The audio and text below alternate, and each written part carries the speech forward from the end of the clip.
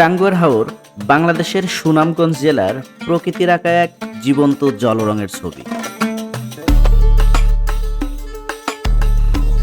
বর্ষায় চারিদিকে অথই পানি, বৃষ্টি ভেজা বাতাস আর মেঘে ঢাকা আকাশ ছোঁয়া পাহাড়।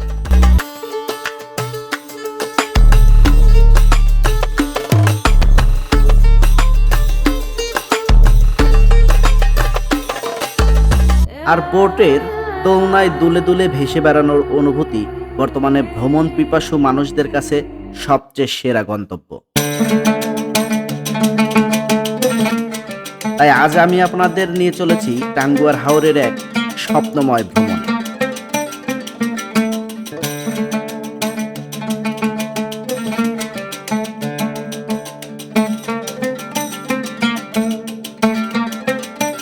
ঘুরে দেখাবো আর জানাবো কিভাবে খুবই কম খরচে ভাসমান রাজপ্রাসাদে ভেসে ভেসে 2 রাত আর 1 দিনের ছোট্ট একটি স্বপ্নের ট্যুর উপভোগ করবেন, যেখানে থাকবে এরকম সুন্দর একটি হাউস বোটে করে হাওরের এক প্রান্ত থেকে অন্য প্রান্তে ভেসে বেড়ানো।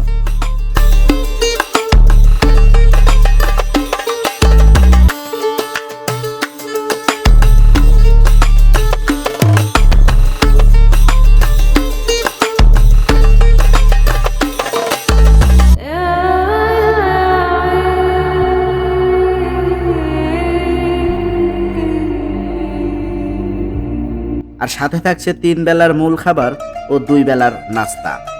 এই ভ্রমণে আমরা ঘুরে দেখাবো ছবির মতো সুন্দর জাদুকাটা নদী, সবুজ প্রাণীর নীলাদ্রি লেক, বারিক্কা টিলা, শিমুল বাগান, লকমাছড়া সহ আরও এমন কিছু অজানা অচেনা ছবির মতো সুন্দর জায়গা, যা টাঙ্গুয়ার ভ্রমণকে করে তোলে এক সত্যিকারের রোমাঞ্চকর।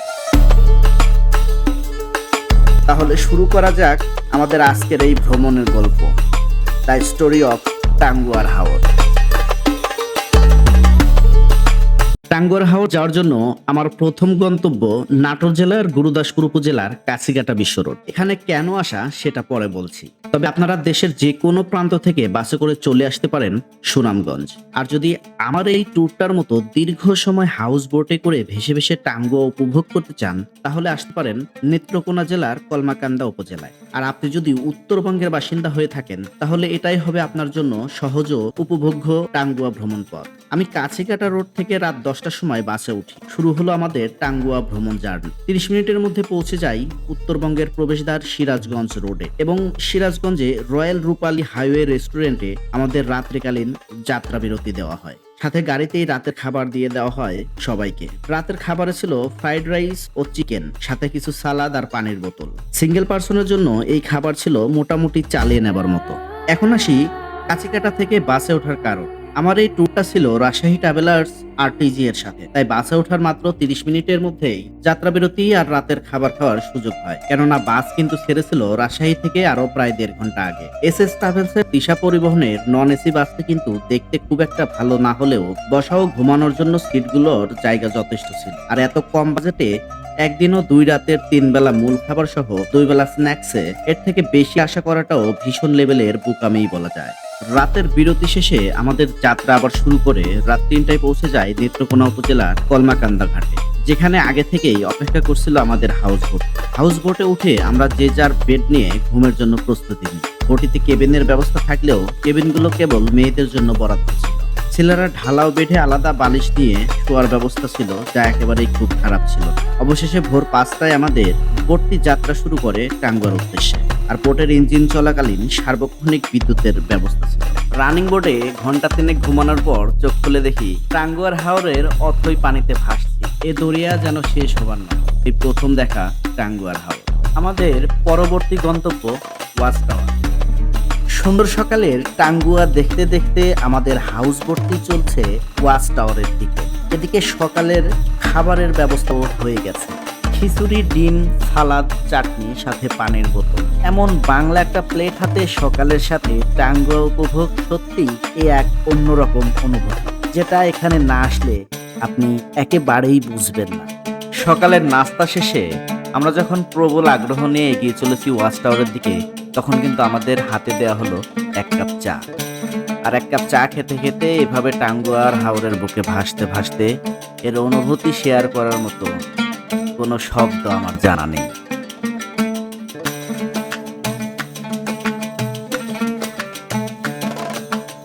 অবশেষে আমরা পৌঁছালাম কাঙ্ক্ষিত সেই ওয়াচ টাওয়ার। আর ওয়াচ টাওয়ারের ভিউগুলো আসলেই দেখার মতো ছিল।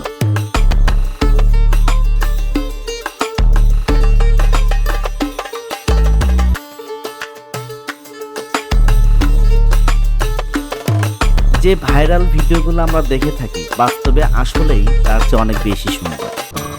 চা কত করে মামা?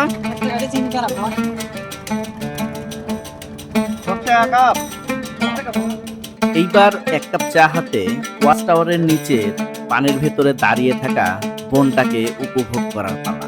ওয়াচ টাওয়ারের এই পুরো এলাকাটি ঘুরে দেখার জন্য আপনি এই ছোট নৌকাগুলো এখানে ভাড়া করতে পারেন মাত্র 100 থেকে 150 টাকায়। তবে মনে রাখবেন, এটা কিন্তু জনপ্রতি না, একটি নৌকার ভাড়া 100 থেকে 150 টাকা। আর এই ভাসমান নৌকা থেকে কোনো কিছু কিনতে হলে অবশ্যই আগে দাম দর করে কিনবেন, নয়তো আপনি স্ক্যামিং এর শিকার। আর এই নৌকা ভাড়া 100-150 টাকার মধ্যে কিন্তু ফ্রিতে অনেকে গানও শুনিয়ে দেয়। আমার মনে বসে না শহরে, ইট পাথরের নগরে, তাই তো আইলাম হাওরে, তাই তো আইলাম হাওরে। হাওরে পারে আইসাই আমার মাথার মাথার লাগে, ওই রূপ দেখি আমার পিঞ্জুরাই সুখের পঙ্কি ডাকে। আর আপনি চাইলে এখানে কিন্তু গোসলটাও সেরে ফেলতে পারেন। তবে অবশ্যই যে নৌকাতে লাইফ জ্যাকেট আছে, আপনি সেই নৌকা ভাড়া করে লাইফ জ্যাকেট পরে পানিতে নামবেন। আর যদি সাঁতার না জেনে থাকেন, তাহলে আমি বলবো পানিতে নামার রিস্ক একদমই নেবেন না।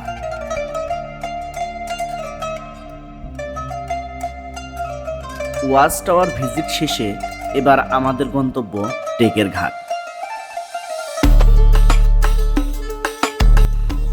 কলমাকান্দা থেকে ওয়াচ টাওয়ার, আর ওয়াচ টাওয়ার থেকে টেকের ঘাট। এই দীর্ঘ পানিপথ পাড়ি দিতে হাউস বোটে সময় লাগে প্রায় 5-6 ঘন্টা। অথচ একটি সেকেন্ডের জন্য আমার কোনো ক্লান্তি আসেনি, কারণ টাঙ্গুয়ার হাওরের শুরু থেকে শেষ সত্যিই ছবির মতো সুন্দর। মাঝে মাঝে দ্বীপের মধ্যে ছোট ছোট পাড়ার মতো করে মানুষের বসবাস, মসজিদ, স্কুল, বাজার, এমন গ্রামীণ চিত্র দেখে সত্যিই চোখ জুড়িয়ে যায়। আবার দূরের পাহাড় মেঘ যেন কিছু সময়ের জন্য মনে করিয়ে দেয় এই যে কাশ্মীর অথবা মালদ্বীপের মতো কোনো জায়গায় এসে পড়েছি। যেন নিজের দেশের এমন সৌন্দর্য আসলেই যে আছে, তা নিজ চোখে না দেখলে সত্যিই বিশ্বাস হবার মতো নয়।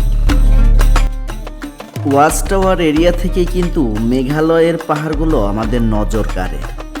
এত দূর থেকেও এই পাহাড়গুলো দৃশ্যমান হওয়ার একমাত্র কারণ, পাহাড়গুলো আসলেই আকাশ ছোঁয়া আর যেন মেঘের সাথে মিলেমিশে একাকার।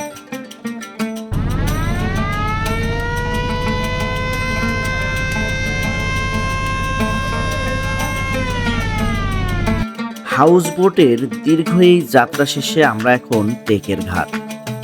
বোটটি এখন এই ঘাটে নোঙর করে বোটের মধ্যেই দুপুরের রান্না চলবে। আর এর মধ্যে আমরা ঘুরে দেখব এখানকার সকল ট্যুরিস্ট পয়েন্টগুলো।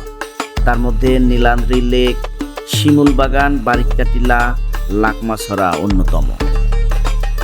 এবার টেকের ঘাট থেকে আমরা জনপ্রতি 250 টাকায় মোটর সাইকেল ভাড়া করি সবগুলো স্পট ঘুরে দেখার জন্য। তবে আপনি চাইলে চাঁদের গাড়িতেও ঘুরে দেখতে পারেন এখানকার শিমুল বাগান, বারিকটিলা, জাদুকাটা নদী, নীলান্দ্রি লেক, লকমাছড়া ছাড়াও অন্যান্য স্পটগুলো। তবে উল্লেখিত এই স্পটগুলো না দেখলে আপনার এখানে আসাটাই বৃথা হবে বলে মনে করছি। কেন মনে করছি একটু পরেই বুঝতে পারবেন, আপাতত দেখতে থাকুন। আর এখানে মোটর সাইকেল বা চাঁদের গাড়িতে চড়ার আগেই স্ক্যামের শিকার যাতে না হন, সেজন্য ভাড়াসহ যাবতীয় বিষয় বিস্তারিত ঠিক করে তবেই যাত্রা শুরু করবেন। মনে রাখবেন, বাইকে জনপ্রতি 150 থেকে 250 টাকা ও চাঁদের গাড়ি জনপ্রতি 150 থেকে 200 টাকা ভাড়া নেয় সাধারণত। আর আমাদের এই ভাড়াটা কিন্তু ট্যুর প্যাকেজের বাইরে ছিল, মানে নিজ খরচ ছিল এটা। ভিডিওতে দেখতে পাচ্ছেন আমরা কিন্তু এখন সেই জনপ্রিয় আর ভাইরাল নীলান্দ্রি লেক অতিক্রম করছি। টেকের ঘাট থেকে এটা একেবারেই কাছে হওয়ায় এই স্পটটায় আমরা সব শেষে দাঁড়াবো এবং এখানে গোসল করব, কেননা এখানকার পানি কিন্তু অনেক লোভনীয়। কারণ ভারতের মেঘালয়ের পাহাড় থেকে নেমে আসায় পানি খুবই শীতল আর সবুজ রঙের। তার আরেকটা কারণ হলো এই নীলাদ্রি লেক কিন্তু অনেক গভীর, যা স্থানীয়দের মতে প্রায় 200 ফিট। তাদের ভাষ্য এখানকার পাথর তুলে নেবার কারণে এত গভীর, আর এত গভীরতার জন্যই এখানকার পানি এত শীতল। সে যাই হোক, এই নীলাদ্রি লেক একপাশে পাহাড় আর একপাশে ছোট ছোট টিলা, দেখতে অসাধারণ লাগে। তাই এখানে আপনার মন হারাতে কিন্তু বাধ্য। এই পুলিশ সেনাবাহিনী বউলিয়া শ্বশুর বাড়ি যায় থাক, 5 জনের আসার কথা ছিল, কেউ আসলি না। এই যে ভিউ দেখ শালারা, শ্বশুর বাড়ি গরুর গোস খা, 100 কোটি টাকার ভিউ। জি, আমার এই আবেগের কারণ আছে। এই ট্যুরে বন্ধু বান্ধব আর ভাই ব্রাদার অনেকেরই আসার কথা ছিল আমার সাথে, কিন্তু ট্যুরের আগে সবাই গায়েব, তাই বাধ্য হয়ে একাই যাওয়া। তবে পেছনে যাকে দেখছেন উনি রাজশাহী ট্রাভেলার্সের হাবিব ভাই। আগে থেকে পরিচিত না হলেও এই ট্যুরে পুরো সময়টা উনি ছিলেন আমার সাথে আমার বন্ধুর মতোই। আর আরটিজি এর হাসিব ভাইয়ের কথাই বলতেই হয়, আসলে ট্যুর প্ল্যান বন্ধু বান্ধবের সাথে হয় না। শুধু সাহস করে একবার একাই বেরিয়ে পড়ুন, পরবর্তীতে ট্যুরের জন্য আর বন্ধুদের খুঁজতে হবে না। এই বাইক জার্নির পুরোটা পথই ছিল বাংলার কাশ্মীর ভ্রমণের মতোই মনোমুগ্ধকর।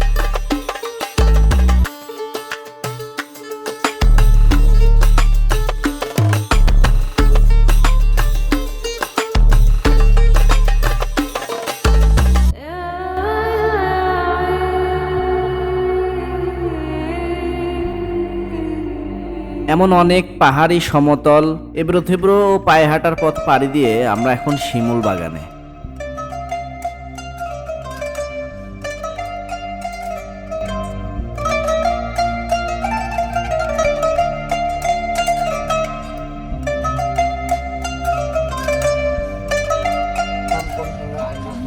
কয় টাকা টিকিট?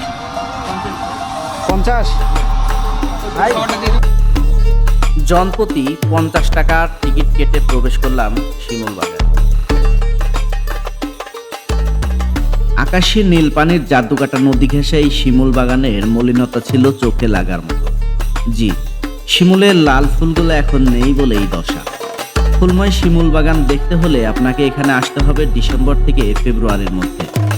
তবে এর আগে পরে এসে পড়লেও এখানে না আসা ঠিক হবে না। এই বাগানে আপনি যে পাশ থেকেই তাকান না কেন, সবগুলো গাছের লাইন একদম সোজা দেখতে পাবেন। আর ঘোড়ায় চড়ে কিছু ছবি ও ভিডিও করতে পারেন মাত্র 50 থেকে 100 টাকায়। মামা এটা শসা না পটল? এটা শসা মামা। শসাই তো? জি শিওর?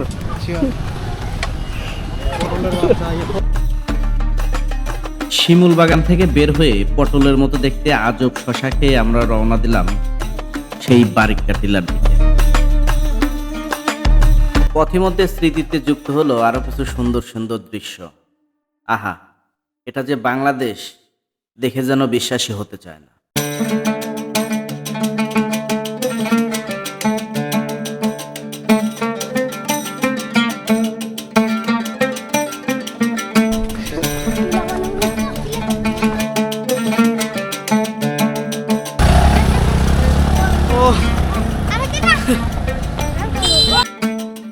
পায়ে হেঁটে পাহাড়ে ওঠার পর আমরা কিন্তু অনেকটাই ক্লান্ত। এখনো অনেক রাস্তা ঘুরতে হবে, অনেক কিছু দেখতে হবে, প্রচুর এনার্জি প্রয়োজন। এদিকে পায়ে হেঁটে বারিক্কা টিলায় ওঠার পরও একদল টুরিস্ট ফুল এনার্জিতে জয় বাংলার স্লোগান দিচ্ছে। বিষয়টা আসলে আমাদের ভাবায়। বারিক্কা টিলাতে জয় বাংলা চলতেছে, হ্যাঁ?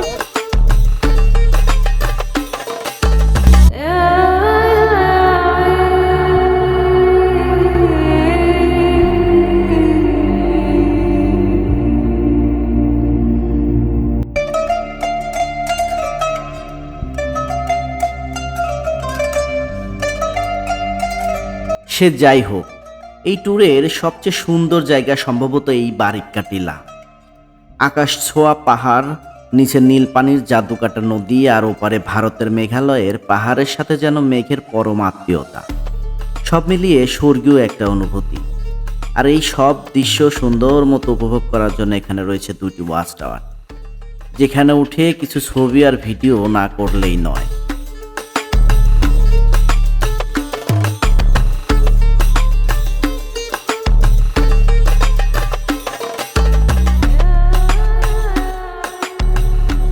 বারিক্কা টিলার এই অংশে বাংলাদেশের শেষ এবং ইন্ডিয়ার শুরু, যদিও এর বাইরে আমাদের যাওয়া সম্পূর্ণ নিষেধ। একটি মাত্র পিলার ভাগ করে দিয়েছে দুই দেশের মানুষকে, এপাশে বাংলাদেশ আর ওপাশে ভারত। তবে নিজের দেশের সৌন্দর্যের প্রশংসা যতই করি না কেন, বারবার কিন্তু মনে পড়ে আসলে সব সৌন্দর্য বুঝি ওই পারে। এসেছি যে পথে, ফিরতে হবে সেই পথেই। এবারের গন্তব্য লাকমাছড়া। লাকমাছড়া যেন ছবির মতো সুন্দর আর একটি স্পট। এই এলাকার নাম লাকমা, আর দুই পাহাড়ের মাঝখান দিয়ে নেমে আসা পানি বা ঝর্ণাকে বলা হয় ছড়া, তাই এখানকার নাম হয়েছে লাকমাছড়া। ইন্ডিয়ার দুই পাহাড়ের মাঝের সংযোগে রয়েছে সেই ভাইরাল ঝুলন্ত ব্রিজ। মাশাআল্লাহ, এই জায়গাটিও দেখতে অনেক সুন্দর। সবগুলো স্পট দেখে নীলান্দ্রি লেকে গোসল সেরে আমরা হাউস বোটে ফেরত আসি। দুপুরের মূল খাবারে ছিল ভাত, মাছ, মুরগি, সবজি ও ডাল। ঘুরে ঘুরে অনেক ক্লান্ত থাকায় কোনো ভিডিও ছাড়া দুপুরের খাবার খেয়েছি। এবার যে পথে আমরা গিয়েছি সেম সেই একই পথে একইভাবে ব্যাক করার পালা। আর ঈদের পরের দিন এই ট্যুরের আমার খরচ হয়েছে মাত্র 2600 টাকা, প্লাস স্পট ঘোরার জন্য বাইক ভাড়া 250 টাকা। তবে আমি যদি বাসের পেছনের সিটে যেতাম তাহলে 2000 থেকে 2200 টাকায় কিন্তু আমার এই ট্যুরটি কমপ্লিট হতো। এত কম টাকায় এত সুন্দর 2 রাত 1 দিনের এই ট্যুরটির জন্য রাজশাহী ট্রাভেলার্স ও হাসিফ ভাইকে অনেক অনেক ধন্যবাদ। ভিডিওটি আপনাদের ভালো লাগলে অবশ্যই চ্যানেলটি সাবস্ক্রাইব করে দিবেন। দেখা হবে আবার অন্য কোনো ট্যুরে, অন্য কোনো ভিডিওতে। সেই পর্যন্ত সবাই ভালো থাকবেন। আসসালামু আলাইকুম।